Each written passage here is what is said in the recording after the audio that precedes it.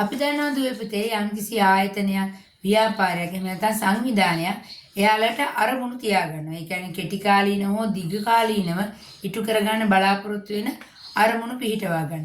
එතකොට ඒ ආයතනයක් අරමුණක් පිහිටවනකොට ඒ අරමුණ ස්මාර්ට් වෙන්න ඕනේ. අරමුණේ ලක්ෂණ වලට අපි කියනවා ස්මාර්ට් විය යුතුයි කියලා. බලන්න මේ ස්මාර්ට් කියන එක මේ විදිහට අපිට පැහැදිලි කරන්න පුළුවන්. ස්පෙસિෆික් වෙන්න ඕනේ. ස්පෙસિෆික් කියලා කියන්නේ අරමුණ සුවිශේෂී වෙන්න ඕනේ. ඒ ආයතනය සඳහා ඒ ආයතනය ළඟා කර ගැනීම සඳහාම සුවිශේෂී අරමුණක් වෙන්න ඕනේ. ඊළඟට මෙෂරබල් වෙන්න ඕනේ. මැනිය හැකි වෙන්න ඕනේ. ඒ කියන්නේ අපි අරමුණට කොච්චර ලං වෙනවද, තව කොච්චර අරමුණ ඉටු කරගන්න තියෙනවද කියලා ප්‍රමාණාත්මකව මනින්න පුළුවන් වෙන්න. ඒ වලින් කියන්නේ ඇචීවබල්. අපේ අරමුණ ළඟා කරගත හැකි අරමුණක් වෙන්න ඕනේ. කියන්නේ අපි ලොකු ටාගට් වලට ගියොත් අපිට ඒ අරමුණ ළඟා කරගන්න බෑ. ඒක ළඟා කරගන්න බැරි අරමුණක් පස්සේ දුවනකොට අපිට එපා වෙනවා. ඒතකොට සංවිධානය තුලින් ළඟා කරගත හැකි අරමුණු පස්සේ දුවනවා නම් අපිට ඒ අරමුණු ළඟා කරමින් සාර්ථකව ඉස්සරහට යන්න පුළුවන්.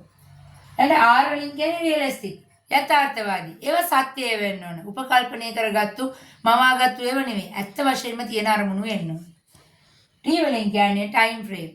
අපේ අරමුණකට නිශ්චිත කාල රාමුවක් තියෙන්න ඕන. අපි අරමුණ යම්කිසි මාස 6ක් තුල, අවුරුද්දක් තුල, ඒ වගේ කාලයක් තුල ඉටු කර ගැනීම තමයි කරන්නේ. ඉතින් දුවේ පුතේ මේ තියෙන්නේ අරමුණක ලක්ෂණ ස්මාර්ට්